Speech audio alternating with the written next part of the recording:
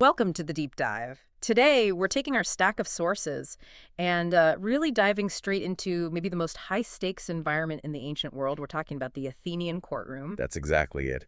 And our goal here, our mission, is to really unpack the core mechanics. How did someone, just an ordinary citizen, remember, not a specialist lawyer, how did they actually win an argument there? Because the stakes were just immense, weren't they? Exile, death, financial ruin.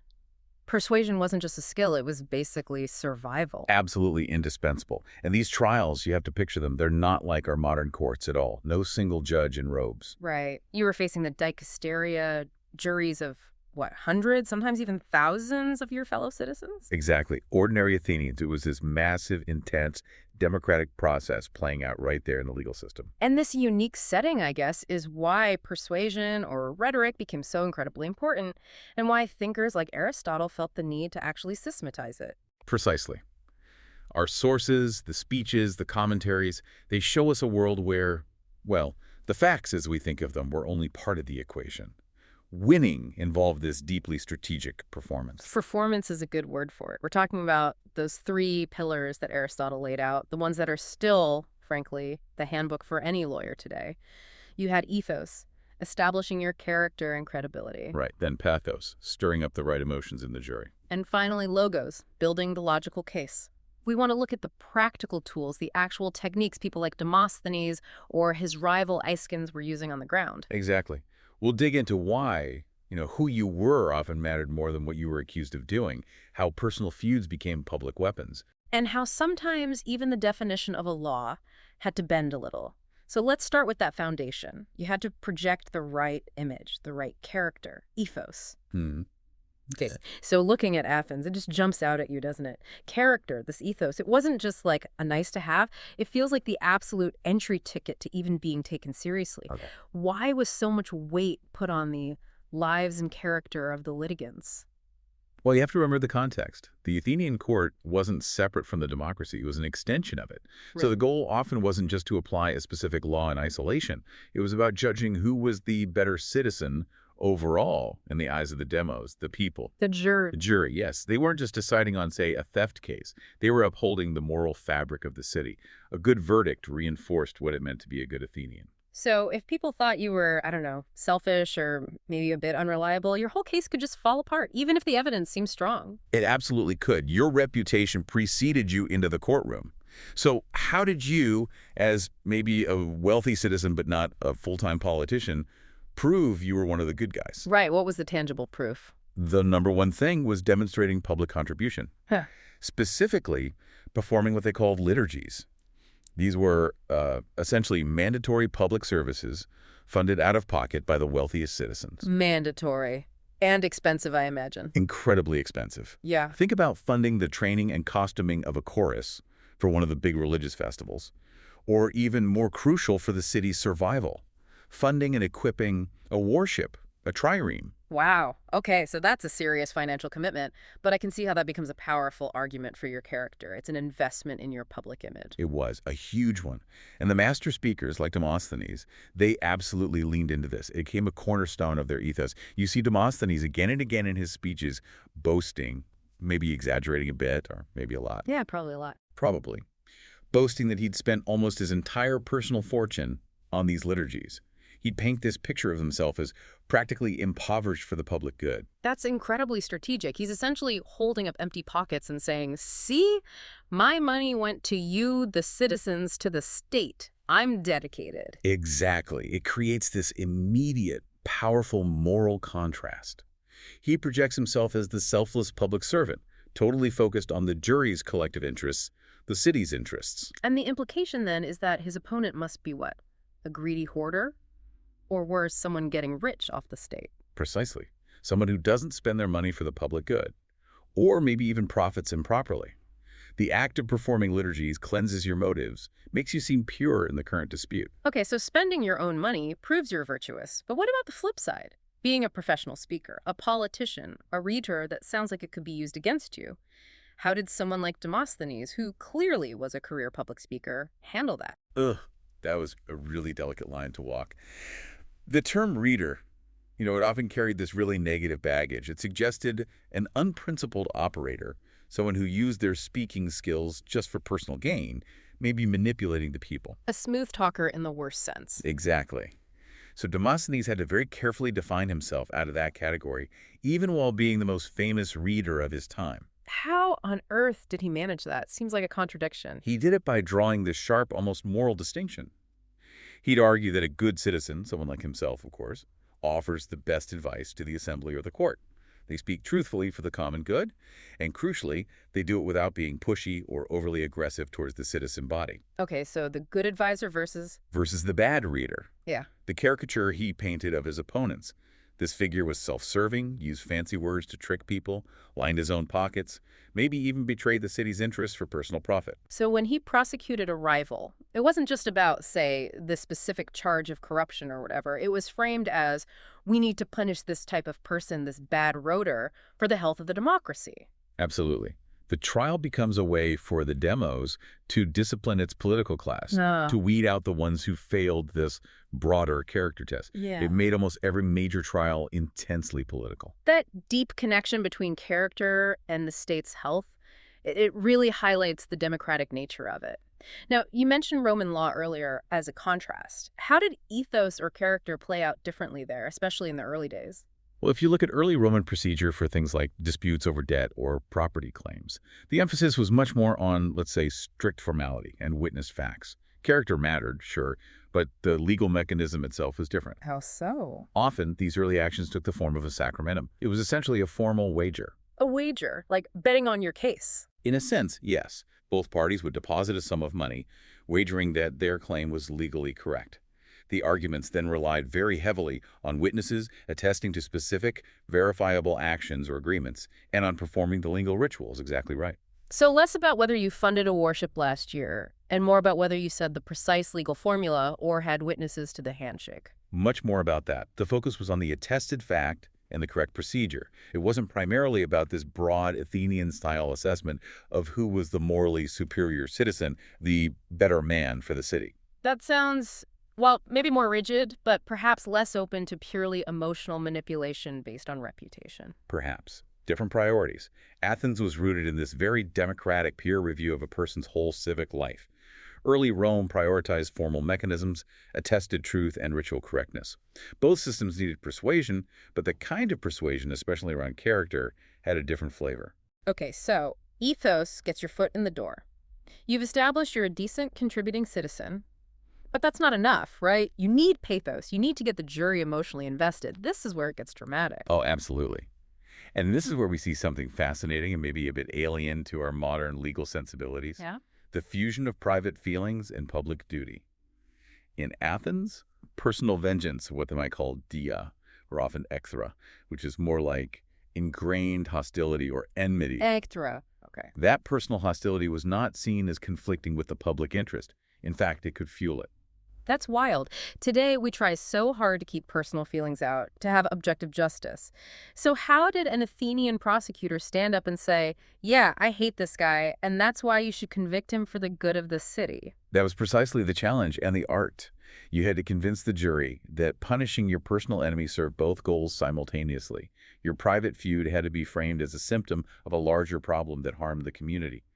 Punishing your enemy, therefore, became a public service. Can you give us an example? How did they make that connection work in practice? Sure. Think about a case like Diodorus against Androtion.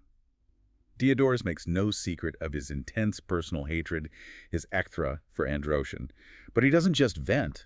He justifies it. He strategically justifies it.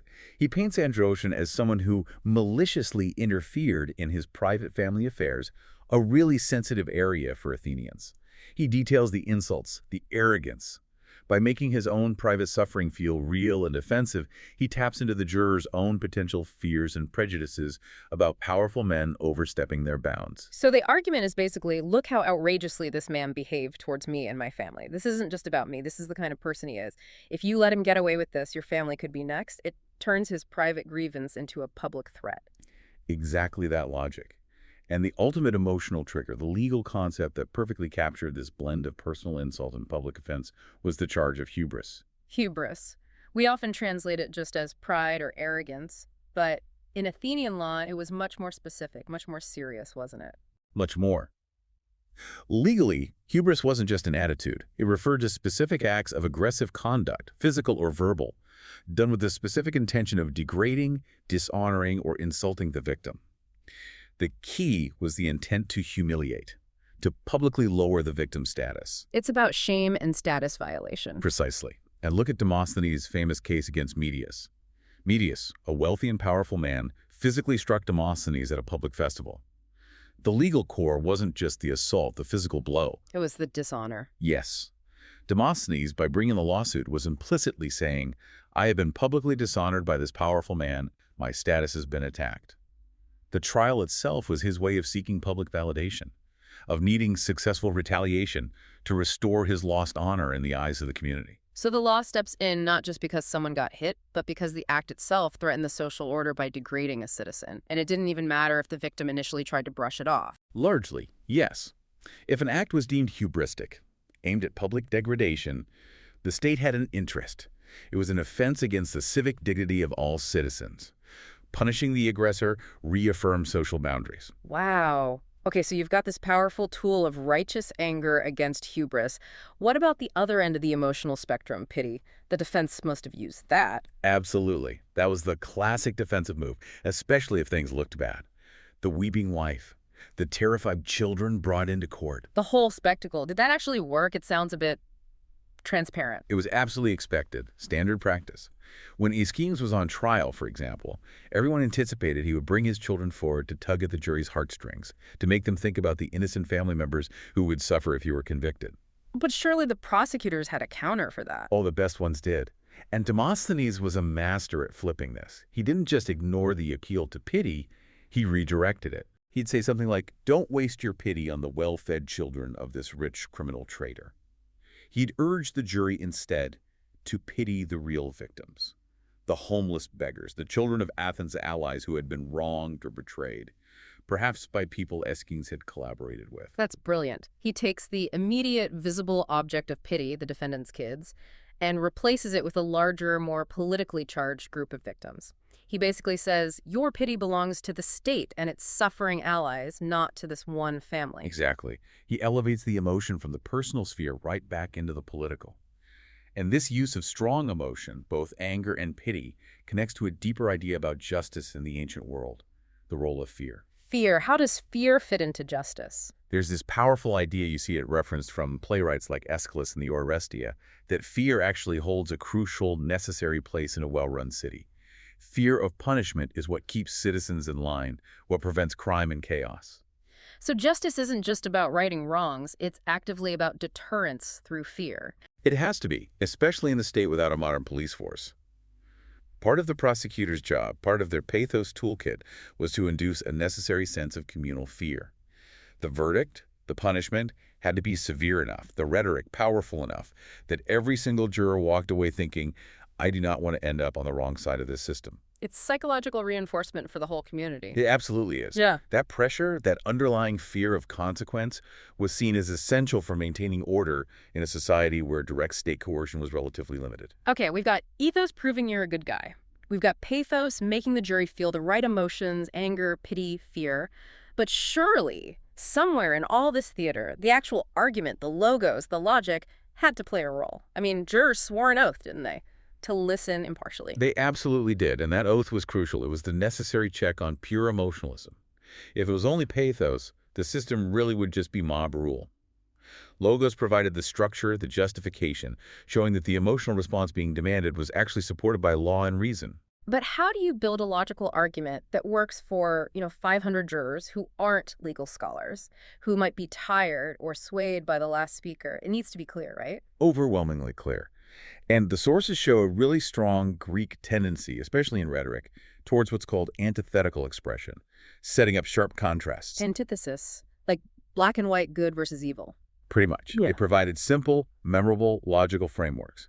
You contrast good behavior with bad, virtue with vice.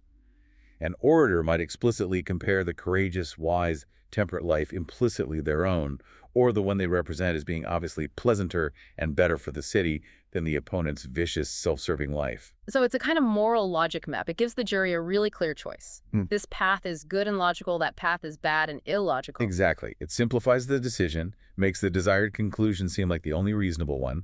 And maybe the most important piece of this logos, this practical reasoning, was the instruction for jurors to consider both justice to Dikaiosin Okay, justice. and their collective advantage or benefit Symphoron. Wait a minute, they were actually told to think about their own advantage. That sounds problematic, like telling them to be biased. Well, it wasn't framed as purely personal self-interest, but the collective interest of the city, of the demos. The Athenians believed their laws themselves were created looking towards both what was just and what was advantageous for Athens as a whole. Okay. So the orator's job was to logically demonstrate that the verdict they wanted wasn't just fair in the abstract, but would actually make Athens better off, safer, more stable, more prosperous. Precisely. Going back to Demosthenes versus Medius, Demosthenes argued that convicting the arrogant, wealthy Medius for hubris wasn't just justice for him personally, it was advantageous, Symphoron, for all the ordinary jurors, because it would curb the excesses of the powerful elite, making everyone safer. The logical link is, protecting my honor protects the democratic principle, which benefits all of you. That's the connection. The logos justifies the pathos by tying it to a political imperative. Now again, if we briefly pivot to Rome, we see logos operating with a different kind of precision, particularly when it came to defining legal liability. You mentioned the lexicalia before about damage to property. How did logic work there? The lexicalia demanded real precision in defining what counted as wrongful damage. Just causing damage wasn't enough. It had to be inflicted wrongfully. Injuria is the Latin word, carrying a sense of contrary to law or unjustly. So you had to prove not just that someone broke your fence, but that they did it with wrongful intent or maybe negligence, not just by accident or necessity. Exactly. There had to be that element of wrongfulness accompanying the physical act. The jurist Celsus gave this classic example. Imagine a huge fire is spreading through the city. To stop it, a man tears down his neighbor's house to create a firebreak. Okay, drastic but maybe necessary. Right. Celsus argued that in this situation, because of the overwhelming necessity, the man was not liable under the lexicalia for destroying the house. The damage wasn't inflicted wrongfully. That's a fascinating distinction. The logic isn't just, did A damage B's property? It's, given the circumstances, was the damage legally wrongful? Necessity can override the simple fact of damage. It shows the law grappling with context and intent. And this focus on underlying reality versus just the outward act actually foreshadows a huge shift we see in Roman contract law over time. How did arguments about contracts evolve? Initially, Roman contract law was incredibly formalistic. Arguments about whether a contract was valid often hinged entirely on whether the exact words, the specific rituals or ceremonies, were performed correctly. So if you missed one word in the verbal pledge, the whole deal was off, even if everyone knew what you meant. Absolutely. The outward form was the contract, legally speaking. Issues like whether someone was pressured or tricked didn't really matter if the correct form was followed. The logos was focused on proving the ritual perfection. That sounds incredibly strict and maybe unfair. It could be. But later, Roman jurisprudence saw this amazing evolution. Thinkers started to separate the mental engagement, the actual agreement, the meeting of minds, what they called the pact or convention, from the external shell of the form or ceremony. So the logic shifted from, did they say the magic words, to, did they actually agree? Exactly. The focus of the legal argument, the logos, moved towards proving genuine intent and mutual understanding. The forms didn't disappear entirely, but they increasingly became seen as evidence of the agreement, guarantees of authenticity, rather than the agreement itself. The substance over the form. Yes, the underlying pact, based on real consent, became the core. It shows how legal logic itself isn't static. It evolves to reflect changing ideas about fairness, intent, and what constitutes a real agreement. You know, listening to all this, the character battles, the emotional appeals, the shifting logic, it really strikes me that the Athenian courtroom wasn't necessarily about ending conflicts, was it? It feels more like managing them, maybe even performing them publicly. That's a really insightful way to put it. Litigation in Athens often wasn't the final chapter in a dispute. It was just one episode in an ongoing feud, an ongoing struggle for status and influence. And the courtroom itself. The courtroom became the stage where the demos, the collective citizen body, could demonstrate and exercise its authority. It was the place they acted as the ultimate judge of honor, status, and political legitimacy. A verdict was less a final, absolute truth and more a statement about the current balance of power and public opinion. But that reliance on public opinion, on persuasion, on the jury getting it right, it must have made the whole system incredibly fragile. What happened when democracy itself faltered? That's where you see the starkest contrast. And it really highlights the importance of the democratic framework for this kind of justice. Look at the period of oligarchy, particularly the rule of the 30 tyrants who took over Athens briefly. How did they twist this system that was so reliant on persuasion and character judgment? They weaponized it. Private hatreds, the adias ectors we talked about, they exploded. But now, these vendettas weren't argued out before a massive jury trying to weigh justice and advantage. They were pursued ruthlessly, using the mechanisms of the state itself. So the oligarchs' personal enemies were just rounded up. Rounded up, accused, and railroaded through sham procedures without any real chance for a fair hearing, without the opportunity to use rhetoric to defend themselves. They took the ecthra that was supposed to be channeled for public good and just used it for raw, private power. And crucially, the victims were denied the tools we've been discussing. They couldn't build their ethos, they couldn't appeal for pathos effectively, they couldn't construct a logos-based defense that anyone in power would listen to. We have accounts, like from the orator Lysias, describing how verdicts were actually reached. What did Lysias say? How did the 30 get convictions, if not through persuasion? Lysias makes it clear. They didn't use persuasion, they used fear and coercion. He describes how council members who were temporarily acting as judges were basically threatened. Vote the way the 30 want, or face the consequences yourself, potentially execution. So they needed duress to get the verdicts they wanted. Exactly. And that detail is so revealing. If the democratic system needed genuine persuasion, argument, and adherence to the oath, the fact that the oligarchy had to resort to explicit threats proves just how central that persuasive element normally was. It wasn't just window dressing. It underscores how much the whole system depended on the willingness of those hundreds of jurors to be persuaded, to participate, and to uphold the outcome. Right. And this connects back to a broader point about ancient states in general. Compared to modern nation-states, ancient governments were, in many ways, essentially weak. Weak? How so? Athens, Rome, they built empires. Weak in terms of their centralized enforcement power. They didn't have massive professional police forces patrolling everywhere, or the kind of deep bureaucratic reach into everyday life that we have now. So keeping order, making the legal system function day to day, depended incredibly heavily on shared norms, on public opinion, and yes, on rhetorical persuasion. So the speeches, the arguments, blending ethos, pathos, logos, they weren't just lawyers trying to win a case. They were actually doing the work of government, of social control. In a very real sense, yes. The orator had to persuade the citizens on the jury to actively exercise the state's authority.